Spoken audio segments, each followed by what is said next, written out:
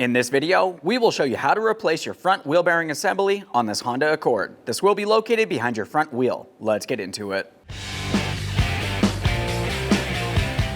Okay friends, let's get started on our job. The first thing we need to do is safely raise and support the vehicle so the wheels are off the ground.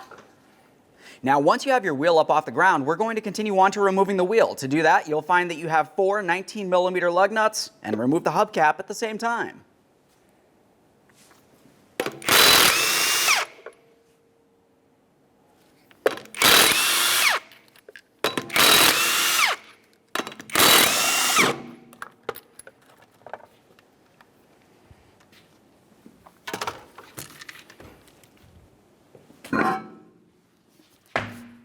Now that we have the wheel off, the next thing that we need to do is pay attention to our 36mm axle nut. We'll be turning this counterclockwise to remove it. Use a hammer and punch to break the axle free from the wheel bearing located behind it.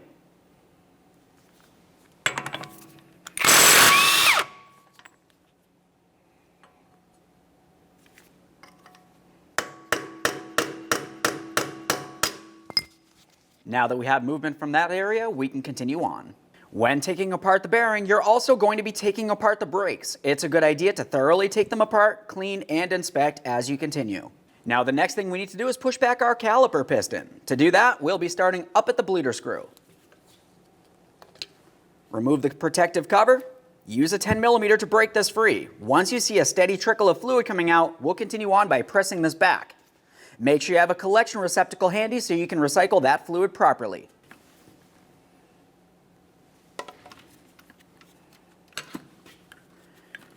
Now typically I do put the collection receptacle on first, but I'm just going to open this up so you can have a close look at what's going to happen here. We'll use our 10mm, break this free. There's our fluid.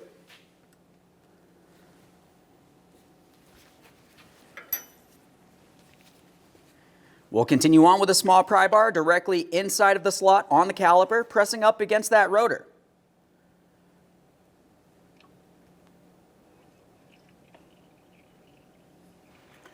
If it feels as though you have a hard time pushing this back, you may have an issue with either the caliper sliders or the caliper itself. We'll close this off. Set this aside. Now we'll continue on to removing our 2 caliper sliders. For these, we'll be using a 17mm. Loosen the first, leave it in there, and then we'll continue on by fully removing the second one.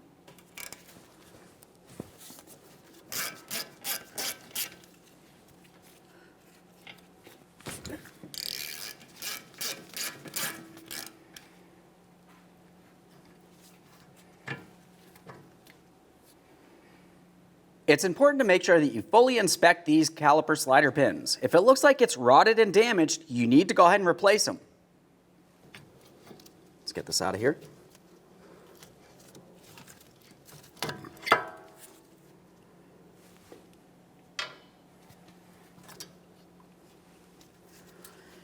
Now once you do have that off, the next thing that you need to do is pay attention to the caliper piston and the boot. If you see fluid coming out of this area, that means that the internal seal on the caliper is bad and you should replace that caliper. This one looks fine, so we'll set it aside. We'll continue on to removing the brake pads from the area. These should slide out of place. If they don't slide out of place, you may have to drive them out with a hammer and chisel.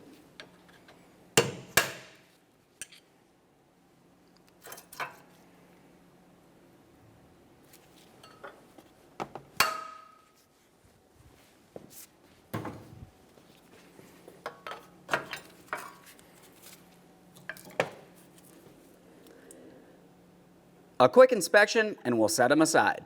Continue on to your 2 caliper mounting bolts. We'll be using a 17 for these.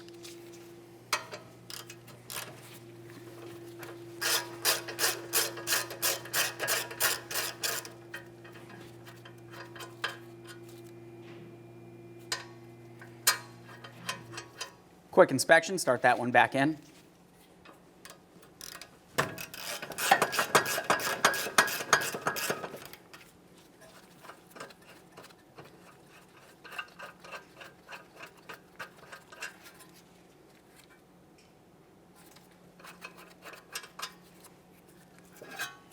Remove the bracket, a quick inspection, and set it aside. Now let's follow the steering knuckle all the way up to the upper ball joint. We're going to have to remove this 15mm headed mounting nut. Once you have it off of there, start it back on a couple threads. We'll give the knuckle a couple taps with a hammer to break it free.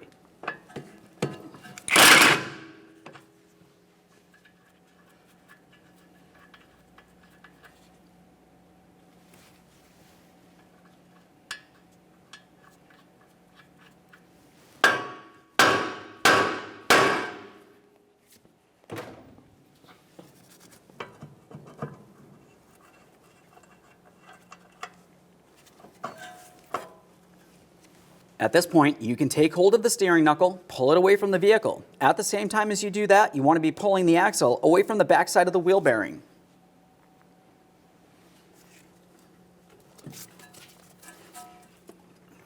Straighten this out a little bit.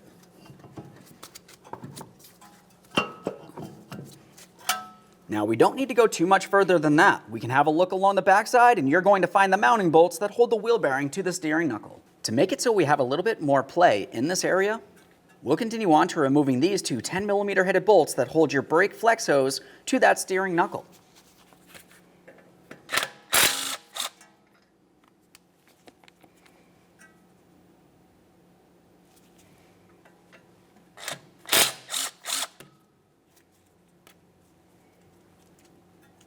Now we have a clear look along the backside of the knuckle, we can start removing our four 12mm mounting bolts that hold the wheel bearing and rotor to that steering knuckle.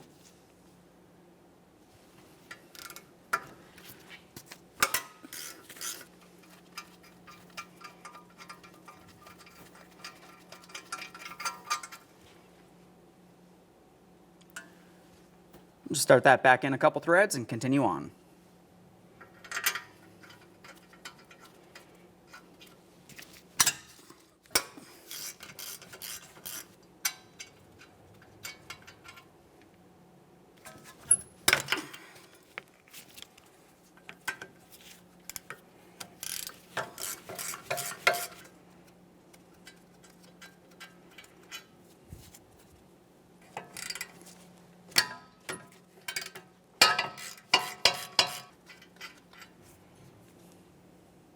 Now we can start separating the bearing and the rotor from the steering knuckle. To do this, we can carefully tap on the mounting bolts along the backside here, gently driving it away. Go ahead and use some penetrant if necessary. We'll make sure we have the mounting bolt in here, a couple good threads. We don't want to cause any damage.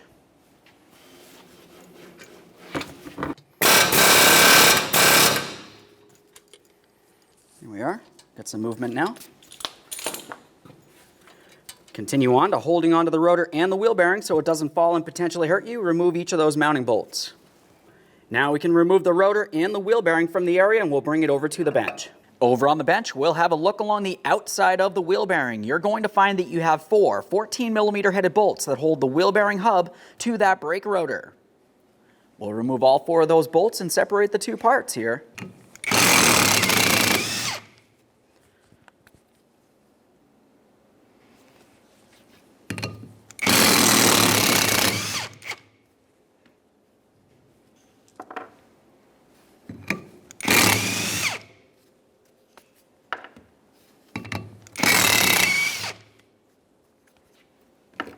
We'll use a rubber mallet to separate these two parts by gently tapping on the braking surface of the brake rotor.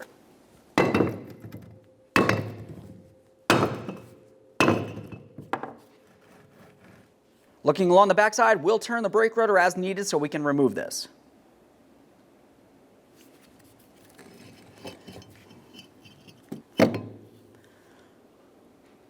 A quick inspection and we'll set this aside. There we are. There it is, friend. Now that we have it separated, the next thing that we need to do is clean and inspect the brake rotor. Inspect the braking surface to ensure that it's in good condition, and also the mounting point along the forward side of the brake rotor itself. You can use a wire brush or some sandpaper.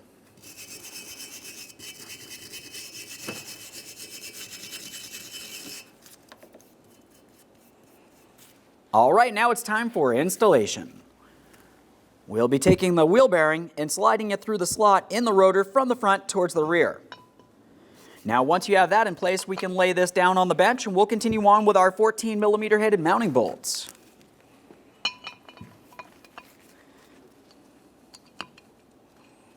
Start them in, snug them up, torque those to 40 foot-pounds.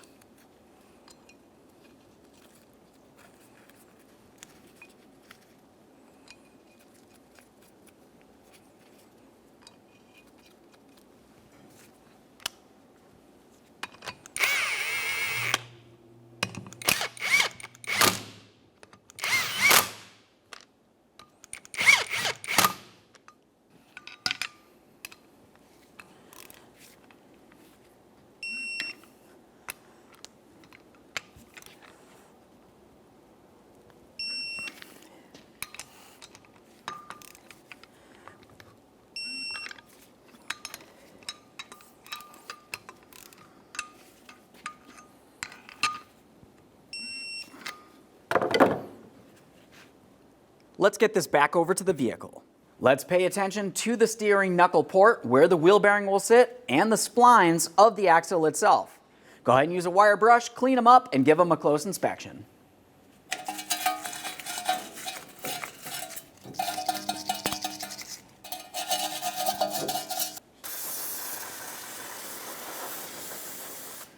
Once it's cleaned and inspected, we'll continue on with some copper anti-seize in the port area here where the wheel bearing will sit and on the splined area of the axle where we had just cleaned.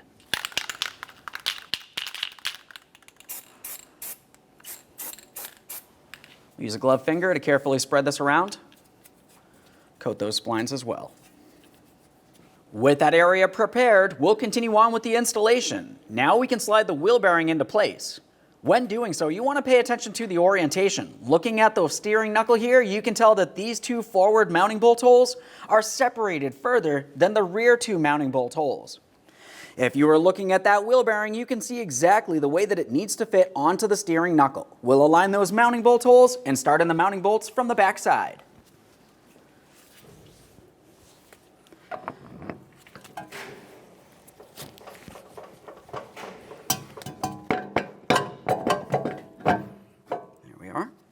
We'll get our bolts in here.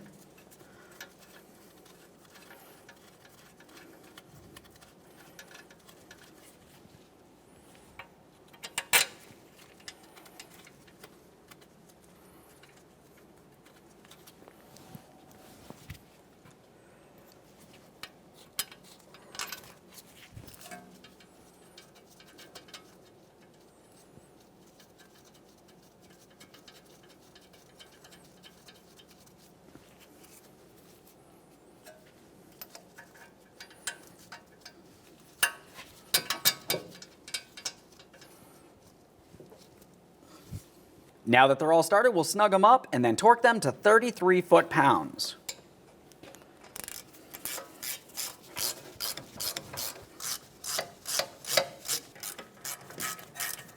Now we can torque these down.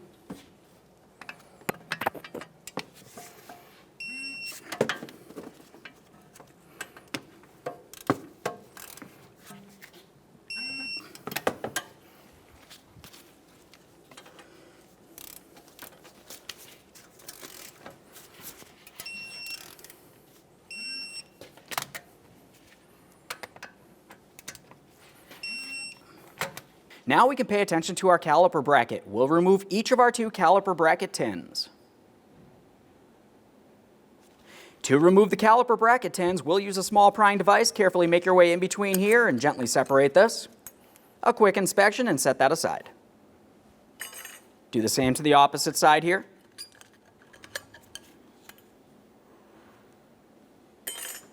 Now we can remove the caliper slider pin boots.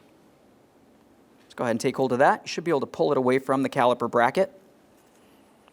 Once you do have it off of there, you want to give it a close inspection. Make sure it's still soft and pliable, not torn, worn, or damaged.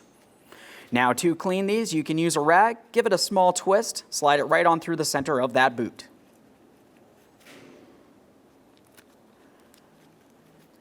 With that through there, we'll just continue on by working this around several times, trying to remove any of the debris that might be located on the inside of this. Once again, another inspection of this. That looks perfect. We'll set it aside, do the exact same thing to the other side.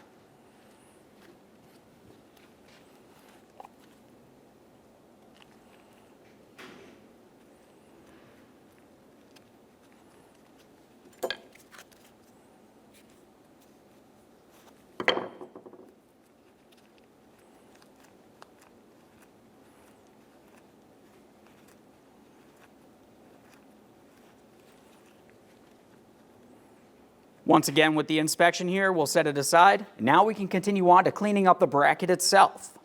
To clean the caliper bracket, we want to focus on the two areas that had those caliper bracket tins. Use a wire brush or some sandpaper and clean up the mating surface.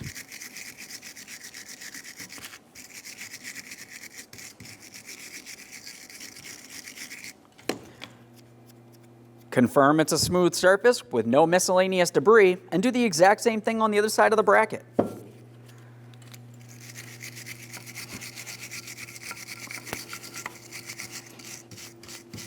Continue on to cleaning out each of your two caliper slider pin ports. We'll use some parts cleaner and a bore brush.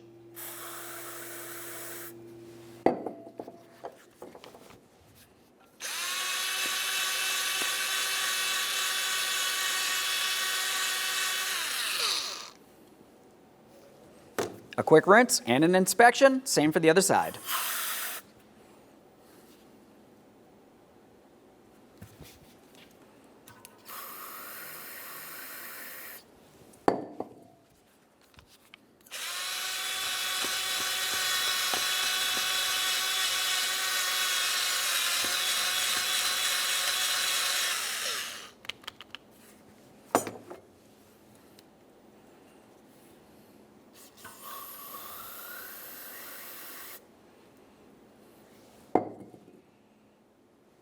Perfect. With the bracket fully cleaned, the next thing we'll do is start preparing it for installation. We'll be using some high temperature caliper lubricant along each of the 4 areas where those caliper tins will ride. This will help with vibration dampening and noise reduction overall.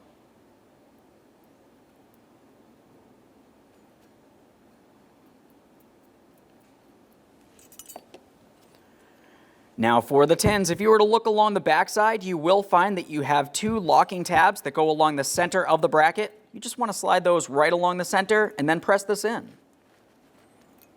Double check to make sure that's secured in place. Do the exact same thing on the opposite side.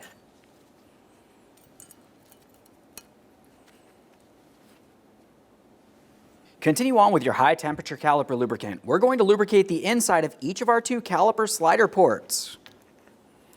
Some lubricant right in there. We'll also lubricate the pins when we do install them. We just want to have a little bit of pre-lubrication in here. Now we can install our caliper slider boots. Take that and just press it right in there. You want to make sure you work your way all the way around that so it's completely sealed. Give it a little wiggle to make sure it's in there. Do the same exact thing to the opposite one.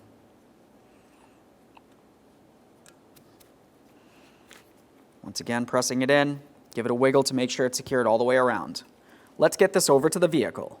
Take hold of the axle and your steering knuckle. We're going to start sliding those 2 together.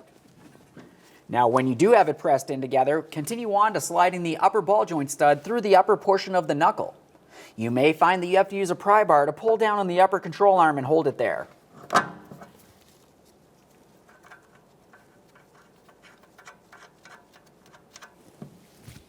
Now we'll snug that up and torque it to 32 foot-pounds.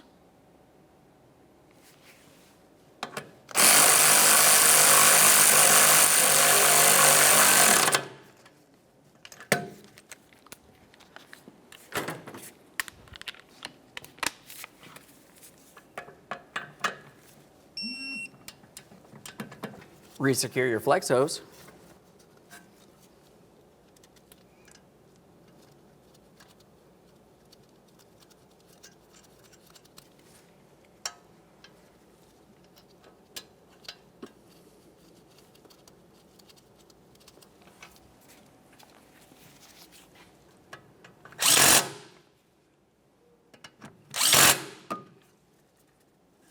Now it's time for the caliper bracket.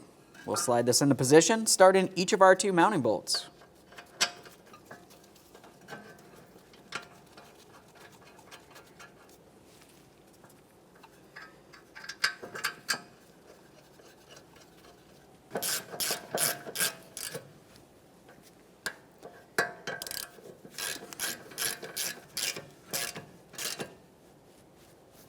With those snug, we'll torque them to 80 foot-pounds.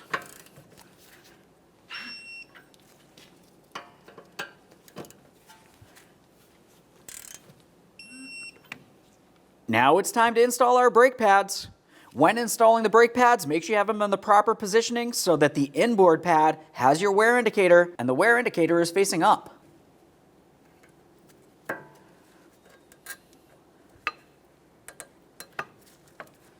Slide them into position, give them a wiggle to make sure they are properly secured. You do want to have a little bit of movement in and out, but not necessarily have to tap it in with a hammer.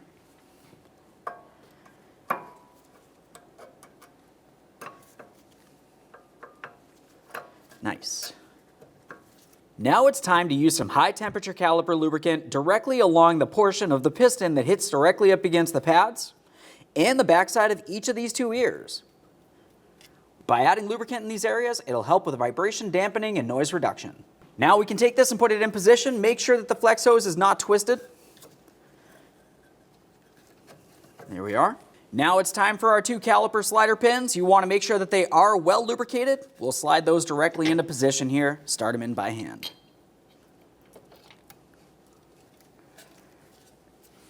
Snug them up, torque them to 54 foot-pounds.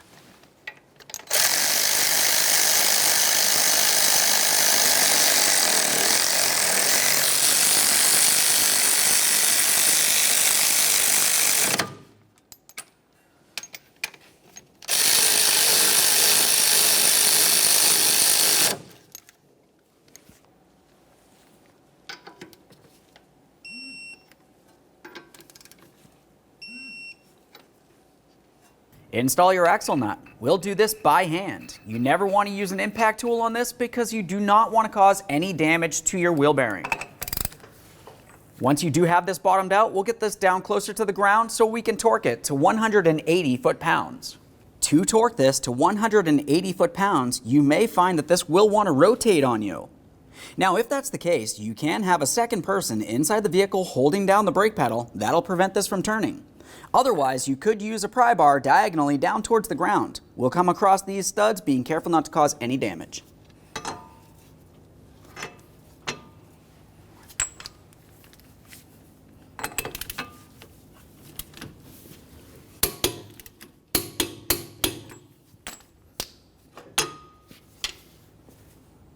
The next thing you need to do is pay attention to the axle shaft itself. You can see that it has a small notch carved out in it. We need to peen the axle nut into that area. That'll help lock it in so you're sure it will not loosen up on you while you're driving down the road.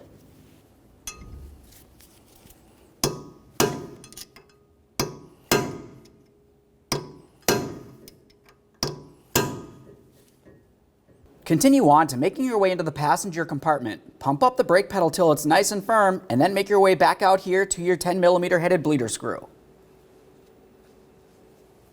Now that we have that pumped up, let's open this up and watch for fluid and air making its way out of here. If you see any air bubbles, you need to continue this process until you see a steady trickle of fluid only. Any air in the system will cause a braking issue.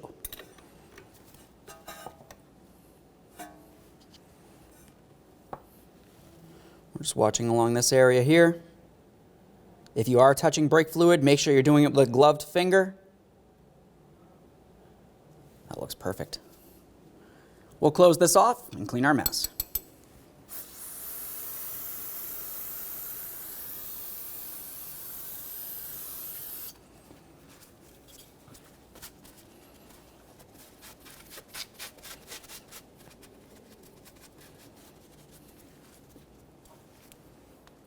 If you have a bleeder screw cover, install that now. One last quick inspection in this area and we'll continue on with installing the wheel with that hubcap.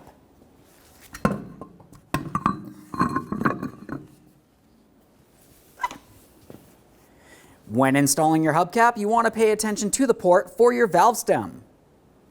Align it, slide it in place, and then you can start on all four of your lug nuts.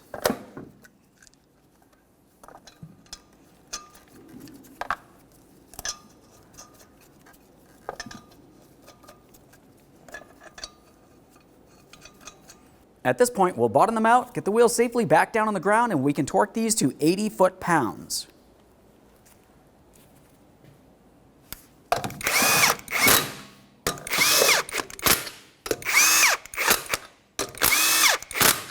With the wheel back on the ground, let's torque these to 80 foot-pounds in a crisscross manner.